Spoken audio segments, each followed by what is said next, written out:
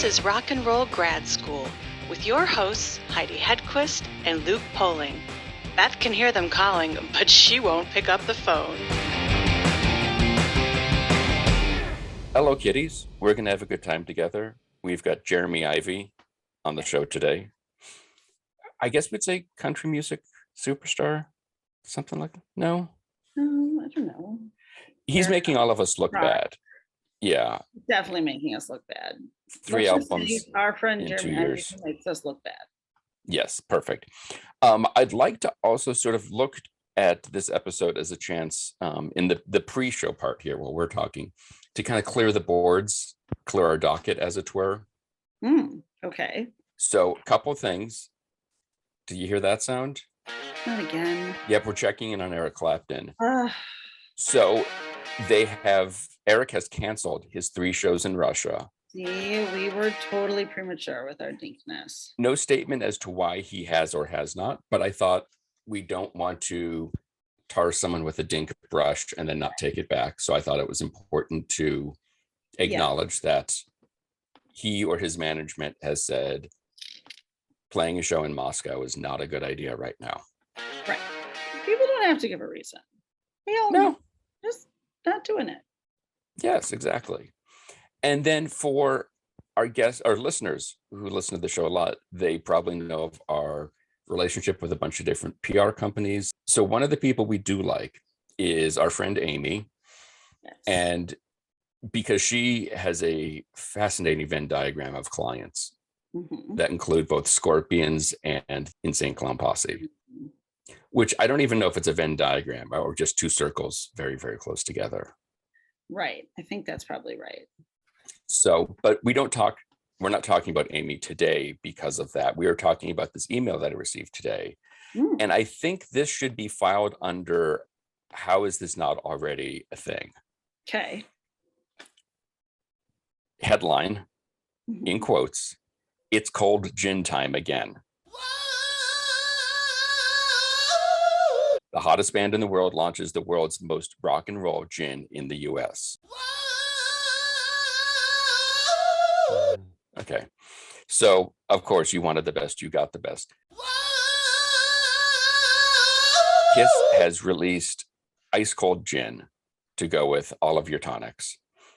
And so it follows, last year they had a rum collection, spelled with a K, under a new brand that is called Drink It Up by Kiss. Because as you know, it ain't a crime to be good to yourself. It ain't a crime to be good to yourself. This is true.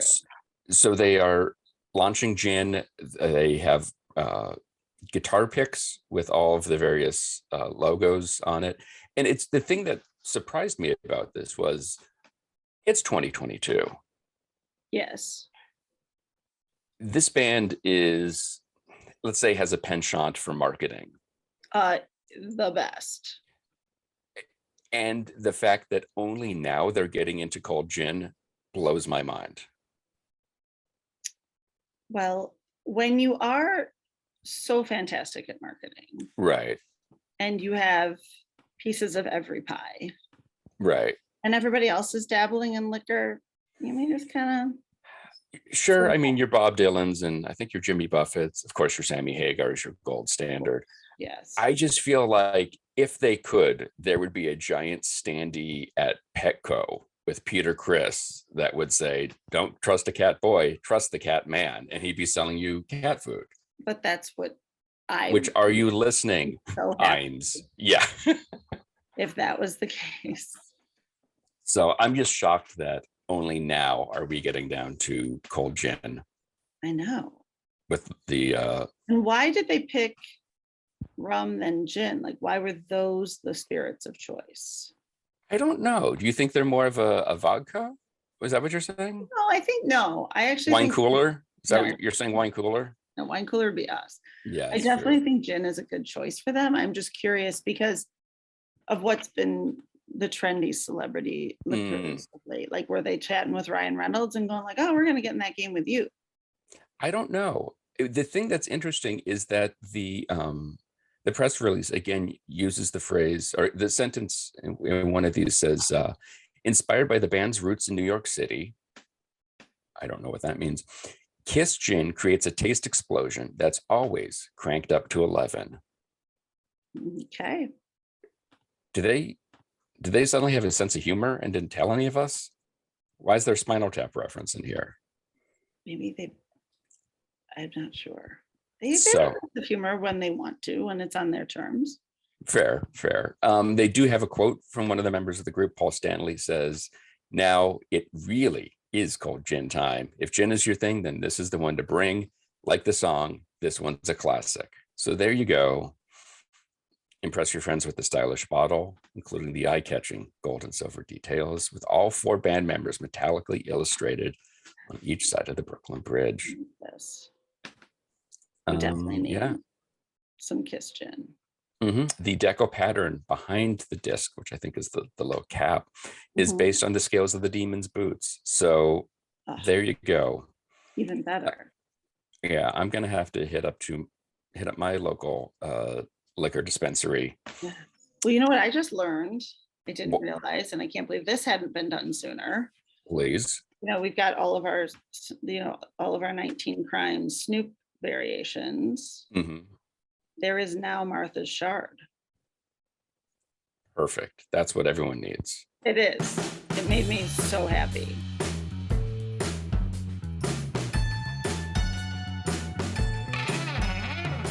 We edit this all later, so we sound smarter. Insert some like famous quotes into what I'm saying, Yes. Oh yeah, no, 1000%. definitely. Yeah. Some philosophy, Yes. No, I think, well, because Jeremy, as you once said, ask not what your country can do for you. Yeah, that was me. But yeah. This record's really enjoyable. And I know as a songwriter and a collaborator, it seems like you're constantly working on stuff. Were these 10 songs things that kind of came together around the same time? Or was this something that you kind of were picking through other things you were working on and kind of pulling scraps from places? No, this is all written within like a 2-month period, Some stuff, it's funny, I'm working on something now that I'm kind of pulling together scraps because I've had so many songs, some leftover things. So I have kind of 2 piles, one with a certain vibe and another one with a certain vibe, and they're just pieces of stuff that I've had. But this one was specific to, I think the first song I wrote was Black Mood, and I realized I was kind of writing about myself, and so I just kind of went in that direction, Because I was wondering, there's a line in there about nurses and sickness, and I was going like, is this about your COVID battle, or am I just reading way into this and going through the like kind of TMZ side of songwriting? No, that a lot of times I do go for more obscure references, but that is about I weathered the sickness with no prognosis. That was about COVID, which that's the line in the song that I feel like is the most boring because it's word prognosis isn't very poetic, but it just kind of came out that way, and I just kept it. So Flows. It's got a good flow off the tongue. I mean, nobody likes the word prognosis, but it works in the song. It's good. I just wrote the line synthetic stasis, so I guess I'm in that same realm still, But that's a good one. That's a tongue twister on top of everything else. Well, and it was funny because listening to the album, which is so good, and then stalking through all your social media as we do. One moment I was like, oh man, Trial by Fire is my favorite song. And I see this post of yours and you're like, this is my favorite song on the new album. And then I looked again and then you're like, no, wait, this is my favorite song on the new album. And I did the same thing as a listener, but it's so fun to see an artist sort of evolving with their work too, to go like, nope, I love this one, but oh, nope, now I'm kind of feeling this one. What's your favorite today? I don't know. I mean, I feel like with the curse of being a musician, I don't know if it's like this with people that paint or work on other things that take a while to do, but there's no possible way to write, record, mix and master a record and not hate it. It's impossible. Like no matter how good of a job you did, you've heard it so many times, it's meaningless to you. And so with this one, I purposely listened to it a lot when it was going on. I purposely haven't listened to it. And I don't even have a way to listen to the whole album right now. I think the link expired on my Dropbox. So it's not out, and the label has it, so I kinda like that. So when each song's coming out, I'm like, I listen to it, I'm like, "Ah, I remember that," you know? Not that I could ever forget, but yeah, it's like when you say a word too many times, it just so really, maybe the reason I'm like, this was my favorite," 'cause I haven't heard them in a while, you know? Uh, as far as songs go, I think Trial by Fire was my favorite because it was so easy. It just came out, and I didn't have to work at it, you know? I'm lazy like anybody else at my job, so if something just comes to me and there's no work involved, and it's like it also means it was inspired and from somewhere else, Exactly. you know. Exactly. It just was meant to be. Yeah. Yeah, it makes me think of that song you wrote, Mr. Tambourine Man. Um, Oh Right. yeah, that was a good one. yeah, Yeah. yeah. Uh, Um, but looking through the credit list, you kind of went with some different players than who have played on past records. Mhm. I didn't see any of the extraterrestrials on there. Am I reading that correctly? They played on one song, it was Downhill, but that was supposed to be a B-side for something, and I just ended up liking it, so we put it on the record. So, it's like a yes and no, answer because for the sessions of the record, they didn't play on them, but, we went in to do the song All Kinds of Blue for a single, and we wanted a B-side, which didn't end up even being a 45, so it doesn't really matter. But that was an extra song. But yeah, I just kind of went with what Andrea, where his head was at, and the people he'd been using. I was really digging a couple records he'd been working on, and I didn't. I knew the bass player, Jack Lawrence, through the Third Man Connection. Right. Um, he's in the Rockin' Tours and Dead Weather and all that. And he was a buddy of mine. I mean, just kind of like we would see each other at events and things. We would go off and like get a beer or something and hang out. But I never like played with him or anything. So that was cool. Megan Coleman is an incredible badass drummer, and she played on it. It was just kind of yeah, it was kind of like Andrea's hodgepodge of musicians that he has in East Nashville. And are they coming out with you on this tour that's upcoming, or are you bringing the extraterrestrials? It's just gonna be me. Um, Oh, yeah, I'm just gonna be driving myself. I'm gonna be chasing the tour bus. I've been, for the past few years with Margo, I've been in the tour bus. I've never chased one in a van. So it's going to be interesting because you know how tour buses work. They get done with the show and they drive at night. hmm. And so I'm going to have to be basically chasing them. There's only a couple big drives, but I'm going to have to like get off stage and get in the car and start driving, So But how are you going to stay awake? What are you going to listen to? probably some sort of podcast or book on tape. I think book audio books are good for that. It keeps my focus to the story. So I need to find a good one. If you have suggestions, I need to put on like War and Peace or something. Just Oh like God, really, no. No, no war and peace allowed. um, Anything but that. yeah. I'm not going to take a band, but it's I'm kind of okay with it. Because of the pandemic, I haven't played with my band hardly at all. Kind of Yeah. random things here and there. And because of that, I've gotten I not toot my own horn, but I've gotten a lot better at guitar by myself. So songs like "Trial by Fire," where I'm picking and playing, I have more of that repertoire. So that'll be good, just to kind of uh, work that muscle and get better at being a solo acoustic guy. And it's got to be good too to just sort of try new arrangements with these songs as well, and just see where else they can take you, and what else you can do with them. Yeah, and also just to be able to represent the musicality of it with just one guitar. I mean, you can strum. I've always said this, if you can have a hugely produced song, but if you can't sit down with a guitar and play it and it's not good, then it's just trash anyway. And Hmm. so you can polish a turd, the whole thing, but it's still a turd. That's Um, the motto of our Another one. show. Yeah. Yes. yeah, I was gonna say another one of your great quotes that you brought to the you brought to the made world. that right now. So I've been really into that, and I, got a lot into like a flamenco guitar over the pandemic and learning just new styles and how to carry a melody and play the chords at the same time, that sort of thing, which I think is cool. And I enjoy it. Last night I went, and I'm trying to get ready for this tour. So last night I went to a local bar and played, kind of popped in and played a set, and it's like a it's a bar, so people it's hard. It's a place called D's. It's like one side of the bar is like the room that's like the listening room. It's all open, but there's kind of two sections. The other side is like the bar and the pool tables and stuff. It's easy to get this side quiet, but to get the side where people are like sitting at the bar and talking to each other to get them to shut up, it's really hard. So with just a guitar, so I achieved that last night. So I feel pretty. That's I'm on a high from that because I got everyone to shut up. So that's kind of the whole point. If I'm playing by myself, I need to get people's attention somehow. Yeah, that's a pretty good achievement. yeah. Yeah, the band is like easy to get people's attention because you just come in on one chord Come and shut strong.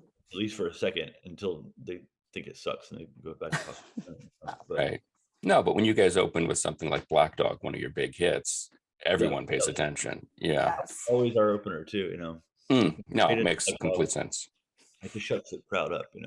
Yeah. Immediately. When I get the bow out too, that's Yeah. And that Probably. theremin always. yeah. Yeah. So this is your, I think we said, third album in 3.5 years, and you included a really serious illness in there. Have you been And a new Ri- baby. Yeah. Oh yeah. New baby.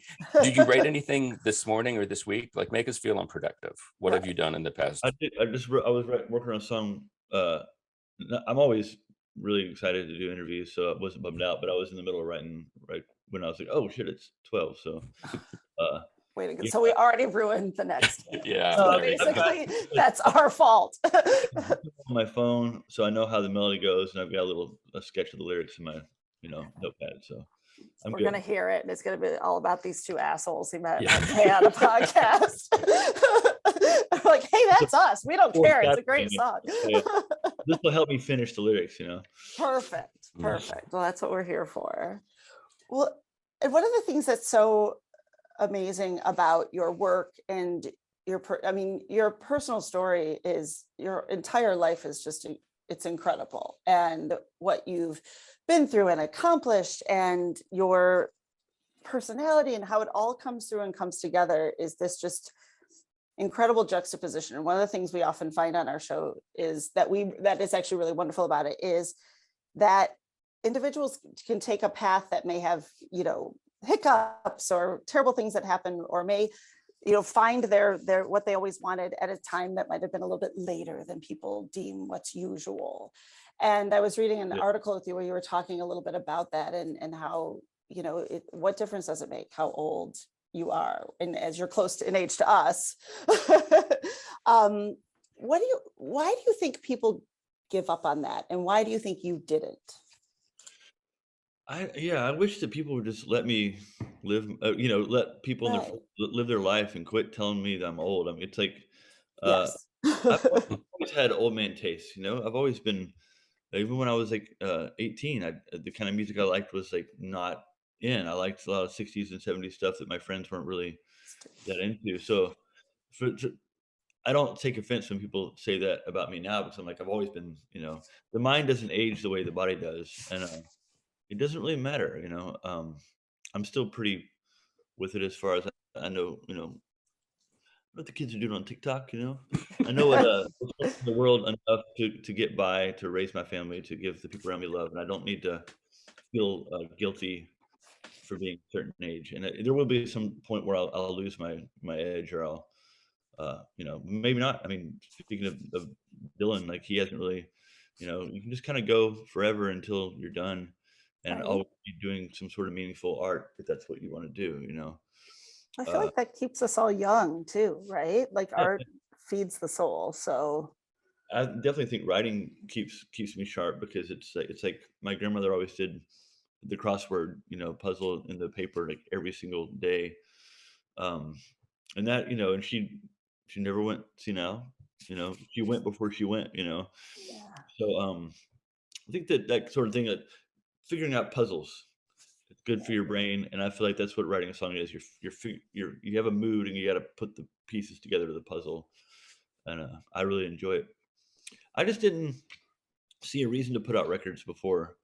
I was really into trying to boost Margo's career, and I thought that I still think she's a talent in the family. I mean, she's gifted with this, She's done okay. Yeah. Yeah, she's all right. I mean, you're both okay. Like, you're passable. Nah. You know.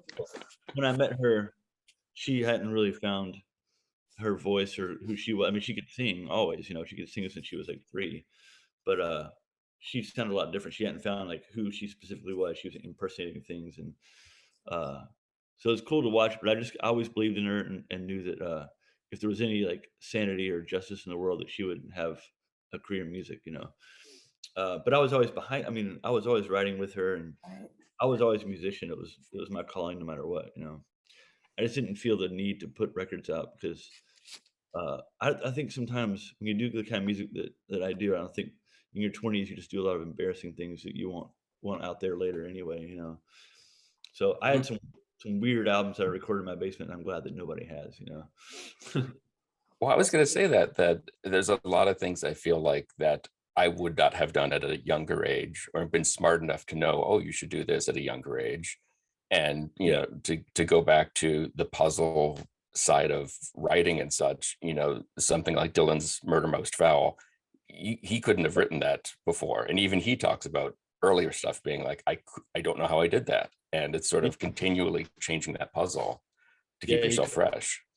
I think the question was, someone asked him about like, It's All Right, Mom, Only Bleeding, Yeah, I think so. recently, and he was like, yeah, I can't, I don't know who wrote that. That was someone else, yeah, I mean, that's the way it is. And I think that,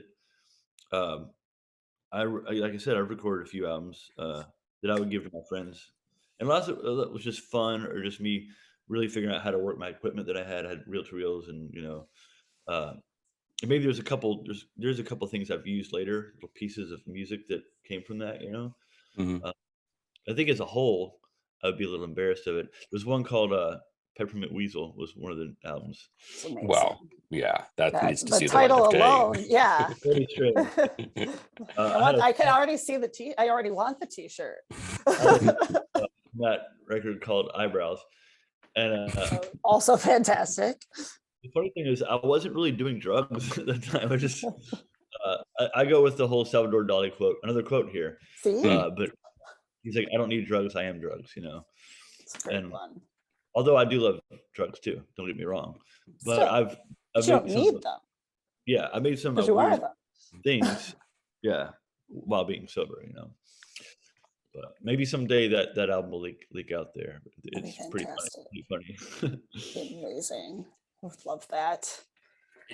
Do now throw one of your. Oh, I'm sorry. Go ahead. What was that? The Peppermint Weasel coming out this fall, Yeah. Yes. Well, you heard it here first. Yeah. On Rock and Roll Grad School. Exclusive. So to now take one of your own quotes and throw it back at you. In one interview, you said that the first thought is the best thought, and that's your approach to recording. And a lot of the songs on this record have a lot of really cool orchestration and strings and other stuff's going on. Did you always hear those, or was that something that you got in the studio and were like, I think we could build on this? I mean, I still kind of believe in that philosophy, but I was specifically talking about my first 2 records, which were very like throw it at the wall and see what sticks. Mhm. This record was a little more thought out because it wasn't me doing all the thinking. It was like I just kind of trusted the musicians, and if you have the right musicians, you don't really have to. I mean, the worst thing you can do is go to a session, and I've played on sessions before, and people instruct you exactly what to do. It's good when you can put yourself into it, and I believe that. So, I mean, like the string parts, this guy Billy Contreras, who's like, in my book, a certified genius, just kind of seeing music in his head. He did all the string parts, arranged them, wrote them, and what he would do, he would come in the studio. This is during COVID, so we all wore masks, but this guy would have like 4 masks on and like gloves, and he'd come in, and he had 4 violins, fiddles, whatever, they're different sizes. So I'm guessing maybe a couple of them were violas, but different timbres, and he would listen to the song like an insane amount of times and not say a word. He'd just be like, play it again, play it again, play it again. Totally quiet, listen to it through. I mean, maybe 100 times. I don't know. I'd be sitting on the couch like, oh my God, like, I hate this song now, and he wouldn't play a note. And then he'd be like, all right, record. And then he would like put down the first part, and then he would layer it up, and the longest part was just listening. But once he knew what the part was, he'd play it perfectly, but it would just take him as long as it would take to get through all the different you know violin parts, and it's Wow. incredible stuff. It's really like inspired. There's a couple things. I think it's on uh, "Keep Me High." It's this like cascading thing that happens in the bridge, and he was following. There was a rototom, which is that stupid '80s like drum thing we thought funny to put on the do do do do thing, Oh yeah. Mhm. Yeah, and he was hitting the notes the rototom was making. He was following the rototom on pizzicato, and just that kind of stuff you can't like teach someone how to do that. He just has this like he was a George Jones fiddle player for a while, but he's played with everybody, and he's just like one of those guys that's like touched by God. He's really cool. That's Yeah. So I guess that maybe answers your question. Like that wasn't me thinking of this stuff up. I have to give credit. I wrote Yeah. the chord progressions and the melodies and the words, and let the musicians kind of fill it out. I did that's play all the guitars though. Besides, there's only one song I didn't play the lead on, but that was new for me.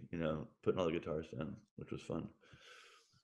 that's one of the things that's always really fascinating too, is when you are putting all the various layers on all the guitars, switching parts, you have to switch the mindset yourself too, right? Like how that has to be one of the hardest things to do.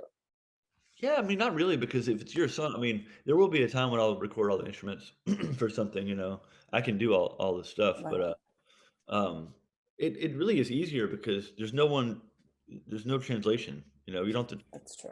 talk to anyone about anything. It's all contained within. So, I mean, I know when I write a song what I would think the bass part would do, and so it really isn't that confusing to me. It's like as long as it as quick as it takes for me to put a guitar down and grab a bass, that's how long it takes me to be like, I'm a bass player now. Switch hats. I don't play. Yeah. Yeah, and harmonies, I hear all that stuff all the time, so it's like it's easy for me to. I don't have to. It's there's like songs I grew up with, like the Beatles and things, where there was songs that didn't have harmonies on, and I would automatically, this is what the harmony would be. Uh, and how I learned harmony was I had this Simon and Garfunkel tape that it was I think Wednesday morning at 3 a.m. It was one of their acoustic. It was like all just a guitar and two voices, but the way they have that in stereo is panned. So one side is like Paul Simon, one side is Art Garfunkel. So I'd turn off uh, the melody and just listen to the harmony. So I memorized the harmony. And I just learned like how that worked, which I thought was a kind of a cool tool, just to be able to turn one off, and then I would turn the melody back on, and then I would sing the harmony and be like, "Wait, that's how it goes." That's amazing. Pretty good Teacher? instructors. Yeah. Yeah. Not too shabby. I never Sounds of Silence. It's like, well, one, you never notice that Paul's doing the harmony, but he's singing like one note the whole time. Oh yeah.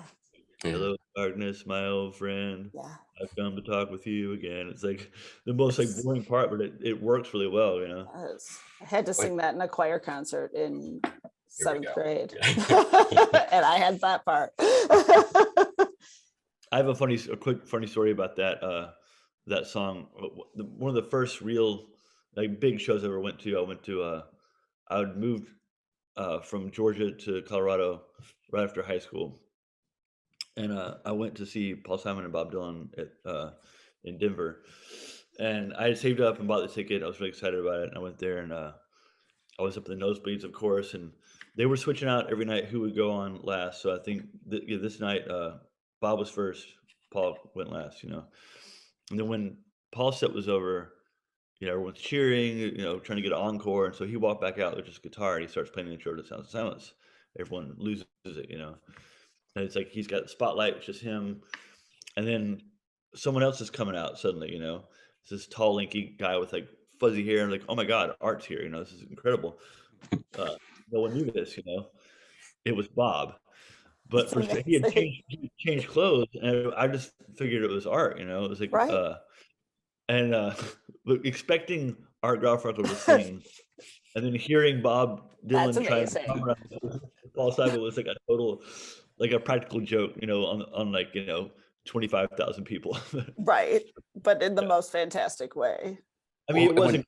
It did sound pretty. Rough, That's Well, hilarious. I think I saw 2 nights on that tour. So it was like one night was Dylan singing with Paul Simon's band and then vice versa, which just the dichotomy between the two bands was Crazy. amazing. Yeah, Like yeah. the, elaborate orchestration that is Paul Simon, and then the ramshackle, I don't know when this song ends, of Bob Dylan, but just hearing the two of them Paul keep trying to harmonize with Dylan on Sounds of Silence while Dylan is making up his own melody line was Yeah. hysterical, because he doesn't want to do it that way again, Of course ever. not. No. Yeah, because Paul Simon had like 3 drummers on that tour. He had like Yep. African drum, it was like a huge production, and Bob just had his like a very basic rock and roll band.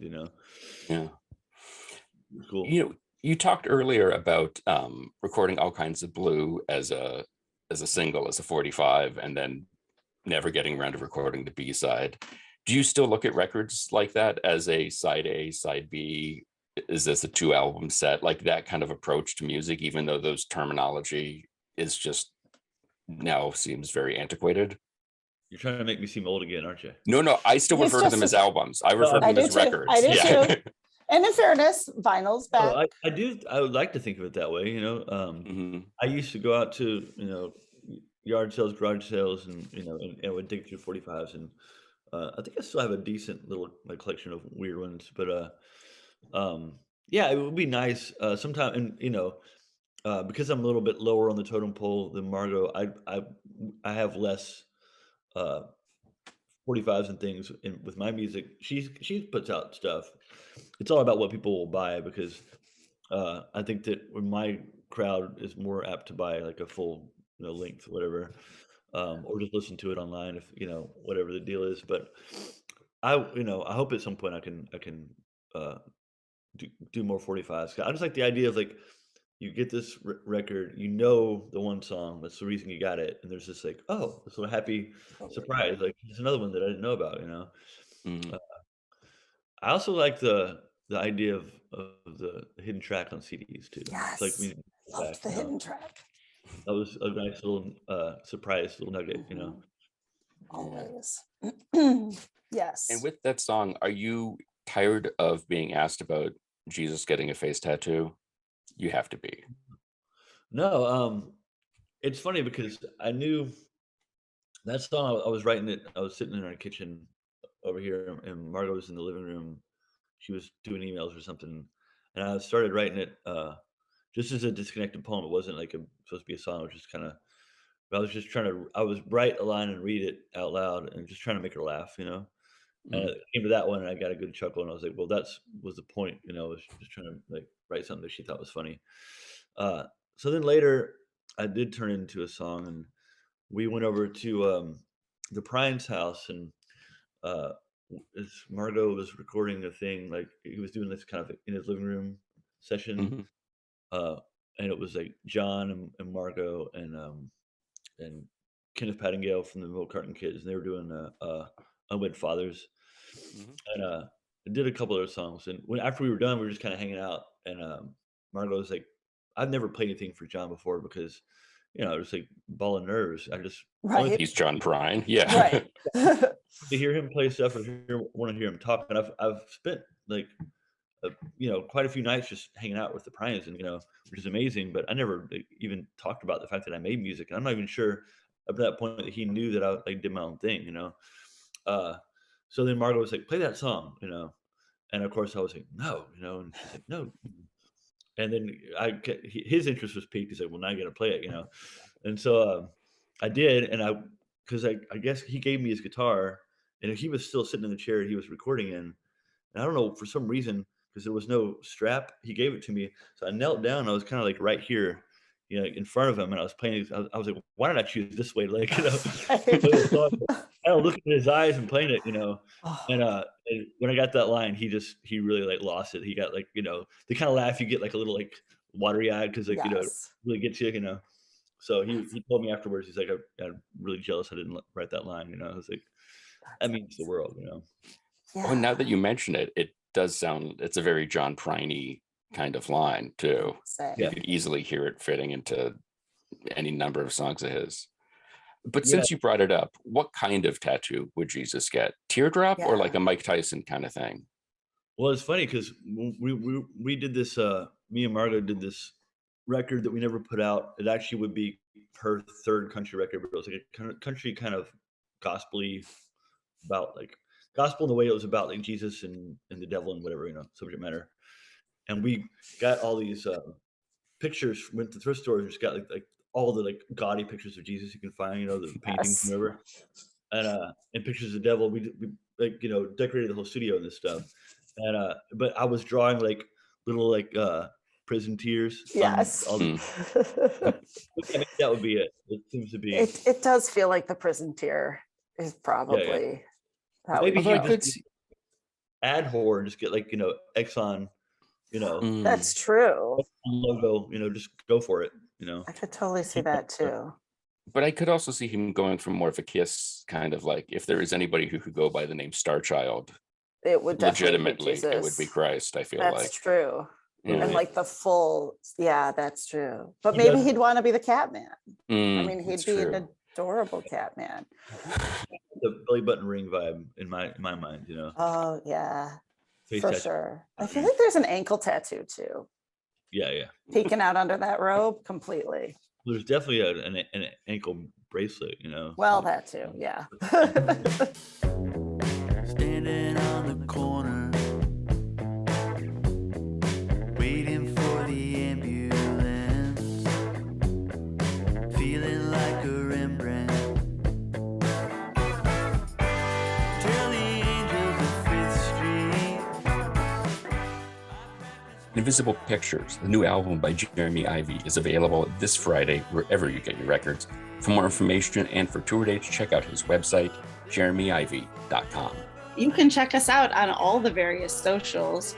Be sure to visit our website at rockandrollgradschool.com, and don't forget to leave us a review. Today's show is produced by myself and Heidi Hegquist. Our reluctant producers are John Sauvé and Sandy Stone. Our willing producers are Rachel Allen and Randy Jeanette.